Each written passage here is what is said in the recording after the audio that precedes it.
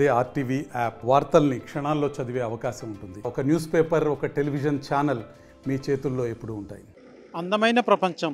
ఈ అందమైన ప్రపంచంలో ఎన్నో కలలు కనే వాళ్ళు ఉంటారు. ఎంతోమంది తమ ఆశించినటువంటి స్థాయికి ఎదగాలని కలలు కని నిరుత్సాహపడి ఒక మానసికంగా కూడా కుంగినటువంటి వారు ఎంతోమంది ఉంటారు. మరి చదువులో కావచ్చు, వారికి ఉన్నటువంటి మేధస్సులో కావచ్చు, ఎంతో తెలివైన వారు ఉన్నారు. అయినా కూడా వాళ్ళ సంకల్పం, వాళ్ళ యొక్క దీక్ష వాళ్ళ చేరాల్సిన గమ్యానికి చేరుకోలేనటువంటి వారు ఎంతోమంది ఉన్నారు. అయితే ఒక పిల్లాడు తనకు చూడ్డానికి కళ్ళు లేవు, పుట్టే తనకు చీకటినే తన గమ్య లక్ష్యంగా చేసుకొని తనకంటూ ఒక లక్ష్యం ఏర్పరచుకున్నాడు. స్కేటింగ్లో ప్రపంచంలోనే బ్లైండ్గా ప్రపంచ రికార్డు సాధించాలన్నటువంటి ఒక లక్ష్యం పెట్టుకున్నటువంటి హర్షవర్ధన్ ఈ అబ్బాయి మనతో ఉన్నాడు. అసలు ఏంటి ఈ అబ్బాయి గోల్ ఏంటి, అసలు ఏంటి ఒకసారి ఆ అబ్బాయిని మాట్లాడి తెలుసుకుందాం. హాయ్ హర్షవర్ధన్. హర్షవర్ధనే కదా? ఏంటి నీకు ఎప్పటి నుంచి కళ్ళు కనపడవు? నువ్వు ఎందుకు స్కేటింగ్లో నువ్వు ప్రపంచ రికార్డు సాధించాలనుకున్నటువంటి నీ పట్టుదల గల కారణాలు ఏంటి? నాకు పుట్టుకతోనే వచ్చింది. పుట్టుకతోనే నాకు కనపడదు. మా అన్న ఉన్నారు, మా అన్నకు చెవి వినపడదు. నారా లోకేష్ ద్వారా ఆపరేషన్ అయింది మా అన్నకి. అప్పట్లో ఇప్పుడు వచ్చి ప్రతాప్ సార్ వచ్చి స్కేటింగ్ నేర్పిస్తా అన్నారు. అప్పుడు మాకు స్కేటింగ్ అంటే ఏందో తెలీదు. స్కేటింగ్ అంటే పేరు వినున్నాం కానీ ఎంతో తెలీదు. ప్రతాప్ సార్ వచ్చి మాకు స్కేటింగ్ అంటే ఇదని ఒక అవగాహన ఇచ్చి మాకు స్కూల్లో ట్రైనింగ్ ఇప్పించి, అక్కడి నుంచి సారు ట్రైనింగ్ ఇప్పించి నువ్వు ఒక వరల్డ్ రికార్డ్ చేస్తే బాగుంటుంది, చేస్తావా అని అడిగి నేను మా మమ్మీకి చెప్పి మా మమ్మీ తీసుకొచ్చి టాలెంట్ స్కేటింగ్ అకాడమీ పుత్తూరులో వదిలింది. నేను గత 3 నెలలుగా కఠినమైన శిక్షణతో నేను ఇప్పుడు గత 3 నెలలుగా వరల్డ్ రికార్డ్ కోసం ప్రయత్నిస్తున్నాను. అంటే వరల్డ్ రికార్డు సాధించాలంటే ఎన్ని కిలోమీటర్లు ఆ స్కేటింగ్ చేయాలి? 200 కిలోమీటర్స్. నువ్వు చేయగలవా? నీకు చేయగలను. ఖచ్చితంగా చేయాలనేసైనా చేయగలవనే? చేయగలను. అంటే ఖచ్చితంగా నువ్వు ప్రపంచ రికార్డు సాధించాలన్నది నీ ధ్యేయం. అంటే నీకు ఎక్కడ ఒరే మనకు కళ్ళు కనపడడం లేదు, మనకు మొత్తం చీకటి కదా అనేసి సాధారణ కళ్ళుండే వాళ్ళే 2 సెకండ్ల కళ్ళు మూసుకుంటే నడవలేని పరిస్థితి ఉంటుంది. అదే నీకు ఆ చీకటి అనేది భయం కనపడలేదా? నీ లక్ష్యం కనబడుతుందే, నీకు భయం కనబడుతుంది? నా లక్ష్యమే కనపడుతుంది, నాకు భయం కనపడదు. ఖచ్చితంగా మెడల్ తెస్తానంటావు? తెస్తాను. అంటే నువ్వు చేసేటువంటి సాధనలు అనేక సార్లు కింద పడేటువంటి పరిస్థితి ఉంటుంది. నువ్వు ఏ రకంగా రాగలుగుతావు అసలు? నువ్వు స్టిక్ ఉంది, ఈ రోడ్లో నువ్వు ఎలా రాగలుగుతావు అసలు? అంటే నీకు దాన్ని ఏ రకంగా ఒక అంచనా వస్తావు? అంటే ఇది వచ్చి వైట్ లైన్ పైన వెళ్తే స్మూత్గా ఉంటుంది, రోడ్డు పైన వెళ్తే గరుగ్గా ఉంటుంది. దాన్ని తెలుసుకుంటా నా కాల్ని ఇప్పుడు ఆ వైట్ లైన్ పైన వెళ్తే వీల్స్ ఇట్టన్నది వస్తుంది. దాన్ని పట్టుకొని వెళ్తూ ఉంటా. ఎలాంటి వెహికల్ వచ్చినా సౌండ్ అబ్జర్వేషన్ చేసి వెళ్తా. అంటే నువ్వు కింద పడేటువంటి పరిస్థితులు కూడా ఎదురవుతాయి కదా? అవుతాయి. మరి అప్పుడు నీకు ఎలా అనిపించింది? నేను నిరుత్సాహం అనుకోలేదా? అవలేదు, ఇంకా ఇంకా పడకుండానే పోవాలా, రికార్డ్ చేయాలనే ఉంది. పడే కొద్దికి నీకు అనుభవం వస్తుందంటావు, అంతేనా? అంతే. ఏం చదువుతున్నావు? ఎంత వయసు నీకు? నాకు వచ్చి ఇప్పుడు 10 సంవత్సరాలు. నేను 7th క్లాస్. చదివి గేమ్స్లోనే కాకుండా ఈ వరల్డ్ రికార్డే కాకుండా బాగా చదివి మంచి పొజిషన్కి రావాలని కూడా ఆర్టీవీ తరఫున కోరుకుంటున్నాం. అదే రకంగా నీకేం గోల్ ఉంది? అంటే నేను బాగా చదివి పలాంది ఒక ఏమవ్వాలని సార్ నీ కోరిక? నా కోరిక ఇప్పుడు వరల్డ్ రికార్డ్ సాధించాలి. ఫస్ట్ నీ టార్గెట్ వరల్డ్ రికార్డే? World record. మీరు ఒక గవర్నమెంట్ కానీ మాకు కానీ ఉత్సాహం ఇస్తే, ఉత్సాహం లేదు ఉత్సాహం కానీ ఇస్తే, ప్రోత్సహిస్తే మేము పారా ఒలింపిక్లోనే మెడల్ తేగలం. అంటే ఎటువంటి సహాయం కావాలంటావు? అంటే ఇప్పుడు స్పోర్ట్స్ ద్వారా మాకు నేర్పించే వాళ్ళు ఎవరు లేరు. స్కిల్స్ ఉన్న వాళ్ళు ఉన్నారు కానీ నేర్పించే వాళ్ళు ఎవరు లేరు. నేర్పించే వాళ్ళు కావాలి మాకు. సాధారణంగా స్కేటింగ్లో అనేక మంది పిల్లలు కూడా నేర్చుకుంటూ ఉంటారు, పార్టిసిపేట్ చేస్తూ ఉంటారు పోటీల్లో కూడా. అయితే కళ్ళు లేనటువంటి అబ్బాయికి ఎవరు నిన్ను చేరదీసి నీకు ప్రోత్సహించి నీకు వినోదంగా నిలిచినటువంటి మీ గురువుకి ఏం చెప్పదలుచుకున్నావు? మా గురువుకి ధన్యవాదాలు చెప్పదలుచు. అది ఏ రూపంలో? మెడల్ రూపంలో తెలియజేస్తావా? వరల్డ్ రికార్డు రూపంలో. చూస్తున్న ఏదో ఈ అబ్బాయి పుట్టుకతోనే పూర్తిగా కళ్ళు కనపడవు. అయితే తను ఆ చీకటి ప్రపంచంలోనే తను చేరాల్సినటువంటి గమ్యాన్ని ఎత్తుకున్నాడు. ఖచ్చితంగా ఆ చీకటిలోనే నా గమ్యస్థలం ఉందంటూ కూడా అది నా ఒక్కడికలే కాదు, ఈ ప్రపంచానికే ఒక వరల్డ్ రికార్డు తీసుకుని వస్తాను, ఆ వరల్డ్ రికార్డు మొదటి వ్యక్తి నేనే ఉండాలన్నది తన లక్ష్యం. ఖచ్చితంగా ఆ లక్ష్యాన్ని సాధిస్తారన్న ఆశాభావం మనం కూడా వ్యక్తం చేయాలని చెప్పాలి. ఇంకొకటి మనం చూడొచ్చు, ఏదైతే ఆ అబ్బాయి ఈ స్టిక్కు, కేవలం ఈ స్టిక్ ద్వారా, ఈ స్టిక్కు వచ్చేటువంటి స్పర్శ రోడ్డు పైన గరుగ్గా ఉంటే ఇది ఒక లైను, ఏదైతే మనకు వైట్ లైన్ రోడ్ల పైన ఉండేటువంటి ఆ వైట్ లైన్ ద్వారా ఒక అంతాజుగా ఒక అంచనాకు వచ్చి, ఏదైతే గరుకున్నటువంటి దీంతో వెళ్తే ఎంత డిస్టెన్స్లో వెళ్ళాలి, ఆ నునుపుగా ఉన్నటువంటి ఆ వైట్ లైన్ పక్కన వెళ్తే ఏ రకంగా వెళ్ళాలి అన్నది కూడా తన ఒక అంచనా విధానంతో ఈ స్కేటింగ్ చేస్తూ ఉంటాడు. మనతో పాటు ఆ కోచ్ ఉన్నారు, ఆయనతో కూడా మరింత వివరాలు తెలుసుకునేటువంటి ప్రయత్నం చేద్దాం. సార్ చెప్పండి, ఏ రకంగా అంటే మీరు ఈ అబ్బాయికి సహజంగా అనేక మంది కోచ్లు కూడా బాగుండి డబ్బులు బాగా ఖర్చులు పెట్టి పిల్లలకు అనేక రకాలు ఉంటాయి కోచ్లు మనం చూస్తుంటాం.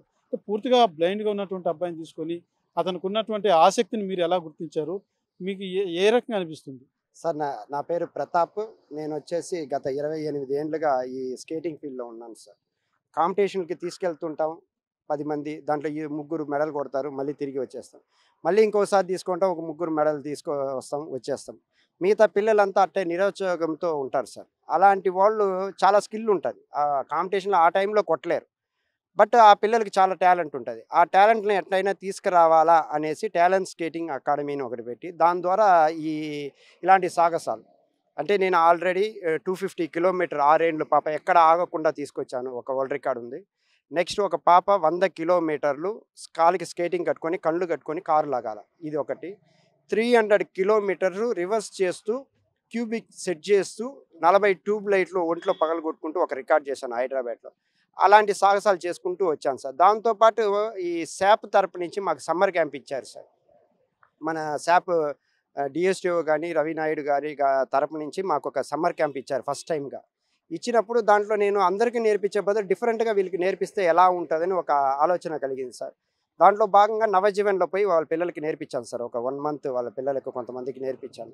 దాంట్లో ఈ అబ్బాయి చాలా యాక్టివ్గా ఉన్నాడు. యాక్టివ్గా ఉండే లోపల వీళ్ళకి తమాస్గా చెప్పారు, నువ్వు కూడా ఒక వరల్డ్ రికార్డ్ చేస్తే బాగుంటుందిరా, మంచి పేరు వస్తుంది, ఇంతవరకు ప్రపంచంలో ఎవరు చేయలేదురా అంటే, అవునా సార్ అని వాళ్ళ మదర్ దగ్గర పోయి చెప్పారు సార్. వాళ్ళ మదర్ వండుకునేసి ఒకరోజు వచ్చి మాట్లాడి, ఓకే నేను చేస్తాను సార్, ఏమి ఇబ్బంది లేదు, మా అబ్బాయిని నేను ధైర్యంగా వదులుతాను అన్నారు. సరే నేను వండుకుని నవజీవన్ వాళ్ళతో పోయి అడిగాను, సార్ ఇట్లా వరల్డ్ రికార్డ్ చేయాలనుకుంటున్నారు, ఈ అబ్బాయి నాకు పర్మిషన్, ఈ అబ్బాయి ఇంకొక పాప సార్, ఈ బ్లైండ్ పిల్లలు చాలా వచ్చేసి జాగ్రత్తగా చూసుకోవాలా, చాలా హ్యాండిల్స్ ఉంటాయి, చాలా ఇబ్బందులు ఉంటాయి, రోడ్డు పైన మీరు స్కేటింగ్ చేసేస్తానంటే అది ఎట్టి వెళ్తాం సార్, పిల్లల సేఫ్టీ మాకు ముఖ్యం, కాబట్టి నేను పర్మిషన్ ఇవ్వను, నా పిల్లల్ని నేను రోడ్డు పైన పోయి దెబ్బలు తినేదానికి నేను పర్మిషన్ ఇవ్వను నా పెద్ద ఆయన చెప్పాడు సార్. చాలా గర్వంగా అనిపించింది, ఎందుకంటే అలాంటి పెద్ద ఆయన ఈ పిల్లల గురించి చాలా ఆలోచించి చెప్పే లోపల నేను నిరుద్యోగంతో తిరిగి వచ్చాను. ఒక వారం తర్వాత వాళ్ళ మదర్ ఫోన్ చేశారు. ఫోన్ చేసి, సార్ మా బాబుని తీసుకొస్తున్నాను, నేను ఎట్టయినా మీరు చేయండి అన్నారు. మేడం ఇట్లా ఇబ్బందులు ఉంటాయి మేడం, ఇట్లా జరుగుతుంది అంటే, లేదు సార్ మా అబ్బాయి చేస్తాడని నాకు నమ్మకం ఉంది కాబట్టి మీ పైన నమ్మకం ఉంది, చేయించాను సార్, మీ రికార్డ్స్ అంతా చూశానన్నాక ఈ ప్రోగ్రామ్ తీసుకున్నాం సార్. ఇది వచ్చేసి గత 3 నెలలుగా పుత్తూరుకు వచ్చి మా ఇంట్లోనే ఉంటూ కఠినమైన శిక్ష సార్, చాలా కఠినం. అంటే ఎక్కడ నేర్పిస్తారు శిక్షణ అంతా కూడా? ఎక్కడ మీరు పుత్తూరు ఆ రోడ్ అంటే ఎక్కడ నేర్పిస్తారు? గ్రౌండ్ కానీ లేకపోతే ఏ ప్రాంతంలో?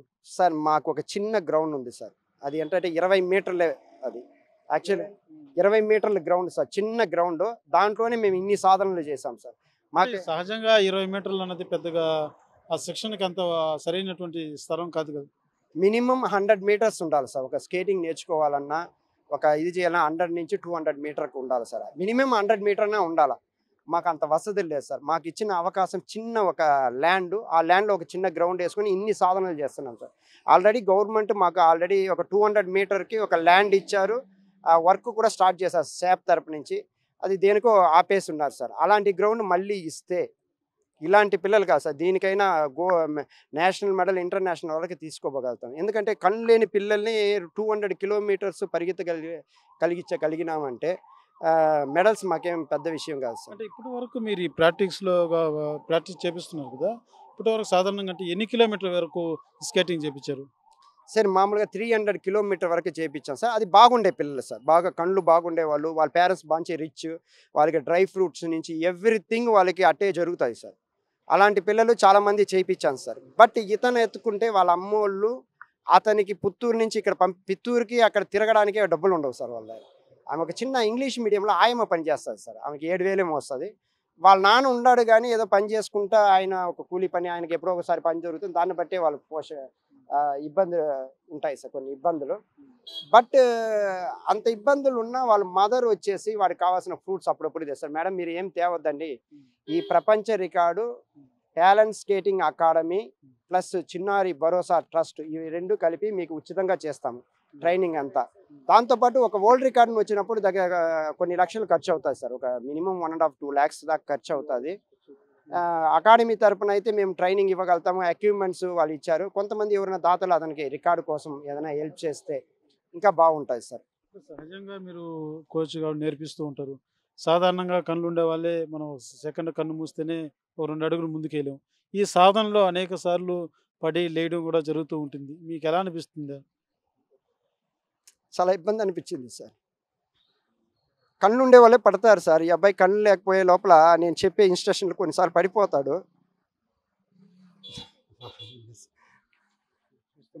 కోచ్ కూడా ఒక భావోద్వేగానికి లోనవుతున్నటువంటి పరిస్థితి. ఎందుకంటే సహజంగా మన ఇంట్లో పిల్లలు మన ముందు చిన్న ఎక్కడ పడిపోతారనే నిత్యం కూడా కాపలా కాస్తూ ఉంటాం. అటువంటిది కోచ్ తన ఆ యొక్క ప్లేయర్ని నిజంగానే ఆ అబ్బాయి లక్ష్యాన్ని ఛేదించేంత వరకు కూడా కొన్ని బాధలు, ఎన్నో బాధలు. ఎందుకంటే కంటి ముందు ఒక అబ్బాయి పడిపోతున్నా కూడా చూడాల్సిన పరిస్థితి. ఎందుకంటే ఆ అబ్బాయి అక్కడ పడి అది తెలుసుకుంటేనే అది ఏముంది అక్కడ లోపం, మనం ఎలా ముందుకెళ్ళాలన్నటువంటి మరింత సంకల్పంతో ఆ అబ్బాయి ముందుకెళ్ళేటువంటి పరిస్థితి ఉంటుంది. కాబట్టి ఆయన కూడా ఆవేదన చెందుతున్నటువంటి పరిస్థితి. తల్లిగారు కూడా మనం చూస్తున్నాం, ఆమె కూడా కంటతడి పెడుతున్నటువంటి పరిస్థితి. చెప్పండమ్మా, అసలు ఏంటి మీ అబ్బాయి ఈరోజు అతను కళ్ళున్నవారు మనమే అనేక ఇబ్బందులు పడుతుంటాం, కానీ ఆ అబ్బాయి ఇంత నిజంగా చాలా అప్రిషియేట్ చేయాలి.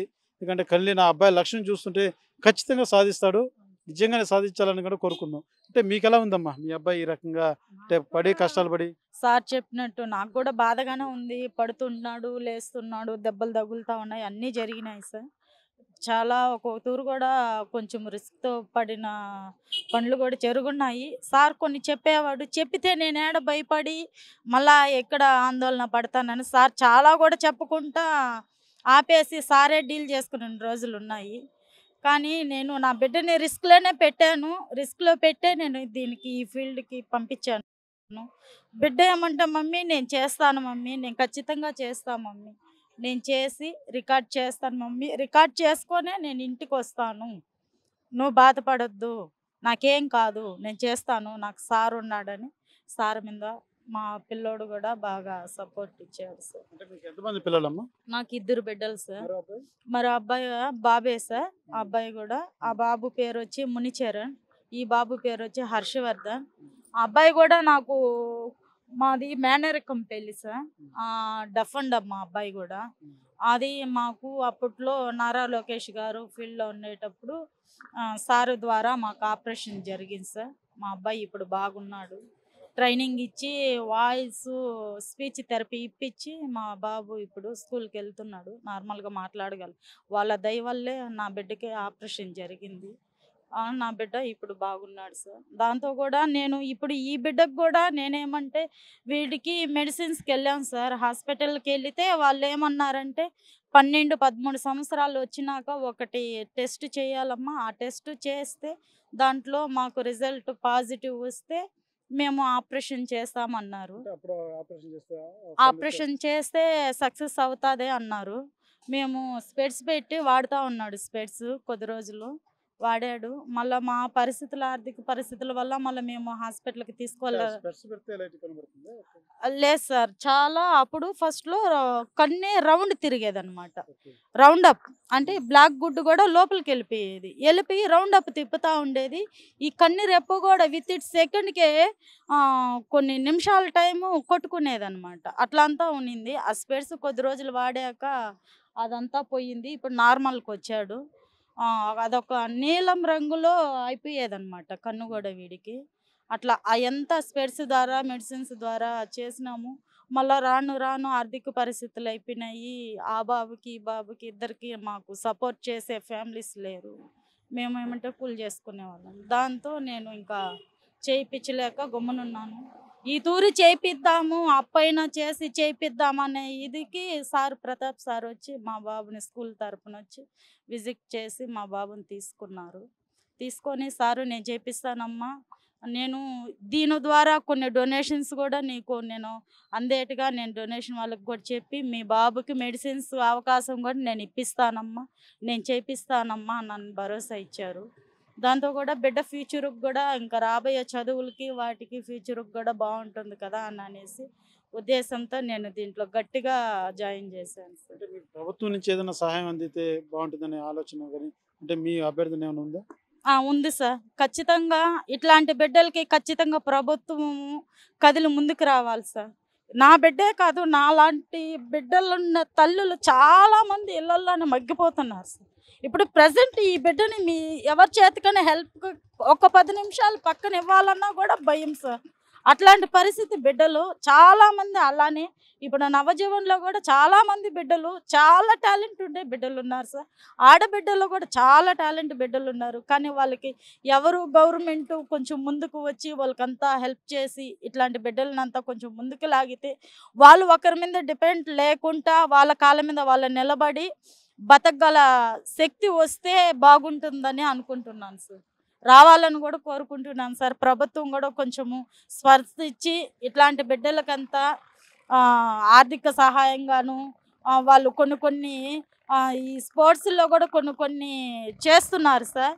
అవన్నీ కూడా దాన్ని ముందుకు తీసుకొని వచ్చే సపోర్ట్ లేక బిడ్డలంతా అక్కడే మగ్గిపోతూ ఉన్నారు సార్. అట్లాంటి బిడ్డలను కూడా కొంచెం దయచేసి గవర్నమెంట్కి కూడా నేను చెప్తున్నది దయచేసి అట్లాంటి బిడ్డలనంతా ముందుకు తీసుకొని వస్తే ఈ జనరేషన్కి ఈ బిడ్డలకి ఇలా ఉంటే ఇంకా రాబోయే జనరేషన్ బిడ్డలకు కూడా కొంచెం భరోసా ఉంటుందని ఒక ఆశ సార్. అంతే సార్. ఏదైతే తల్లి కావచ్చు కోచ్ కావచ్చు ఇద్దరు కూడా కంటతడి పెడుతున్నటువంటి పరిస్థితి. ఎందుకంటే ఒక అబ్బాయి అన్నిసార్లు కింద పడి లేయడం తన లక్ష్యాన్ని చేరుకునేలాగా ఆ అబ్బాయి కూడా పడిన ప్రతిసారి కూడా ధైర్యంగా లేచి నిరుత్సాహపడకుండా కూడా ముందుకెళ్తున్నటువంటి పరిస్థితి. ముఖ్యంగా కళ్ళు లేనటువంటి మన లోపం అని చెప్పకూడదు, ఇది లోపం కాదు కూడా.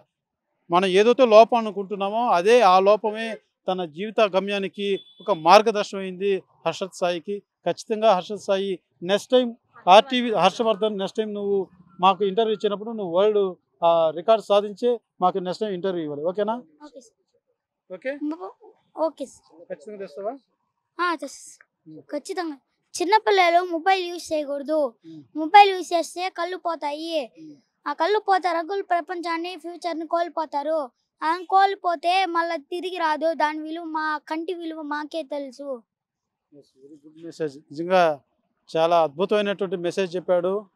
పిల్లలకు ఫోన్లు ఇస్తూ ఉంటారు తల్లిదండ్రులు, ప్రతి ఒక్కరు కూడా చూడాలి. ఎందుకంటే పిల్లలకు ఫోన్లు ఇస్తే దాని ప్రభావం ఎంత మేరో చాలా నష్టాన్ని కలిగిస్తుంది. ఆ కళ్ళు లేనటువంటి ఈ అందమైన ప్రపంచాన్ని చూడలేనటువంటి బాధ హర్షవర్ధన్ తెలియజేస్తున్నట్టుగా నిజంగానే ఆ బాధ పడే వాళ్ళకు తెలుస్తుంది. కాబట్టి ప్రతి తల్లిదండ్రులు కూడా ఈ హర్షవర్ధన్ ఒక ఆదర్శంగా తీసుకుని తమ పిల్లలు కూడా చూపించాలని కూడా తెలియజేస్తున్నటువంటి పరిస్థితి. కెమెరా పర్సన్ కోటితో సురేష్, RTV తిరుపతి. తెలుగులో న్యూస్ కి ఫాస్టెస్ట్ యాప్ ఇప్పుడు టోటల్లీ న్యూ అవతార్లో జస్ట్ 5 seconds లో కంప్లీట్ న్యూస్. సోషల్ మీడియాలో ట్రెండ్స్ కి one stop solution. Live TV app voice search option తో ఇప్పుడే డౌన్లోడ్ చేయండి లేదా అప్డేట్ అయిపోండి. యాప్ లింక్ డిస్క్రిప్షన్ లో ఉంది.